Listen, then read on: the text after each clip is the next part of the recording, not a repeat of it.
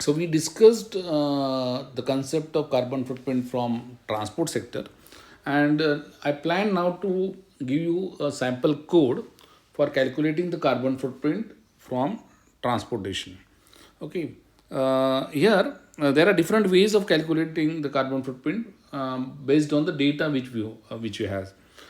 Here we have, let us say that we have the data on the mileage of the vehicle, right? How much kilometers the vehicle can travel if you if the vehicle consumes 1 liter of the fuel. Okay, if that mileage is known, and if the emission factor is known, for example, if a particular fuel emits 2.31 kgs of carbon dioxide when a liter of the fuel is burned, if that is known, and if the density of the fuel is known, in order to convert the liters to kilograms, if that density is known, then one can arrive at the carbon footprint by writing a code like this. So what constants are we defining in this code? We are defining the constant of carbon per liter of fuel, right, which I have taken as 2.31 per kg of CO2 emitted for this is the emission factor, right, per liter of fuel burned. I have taken a mileage or fuel efficiency, it is called as that is how many kilometers would the vehicle travel per liter of fuel burned, and what is the density of the fuel being used. Once that is specified, these constants are defined, then you define the function for calculating the carbon footprint by taking the input in the form of distance traveled, right? And once you know the distance traveled, the fuel consumed can be calculated as the distance traveled upon the mileage or the fuel efficiency.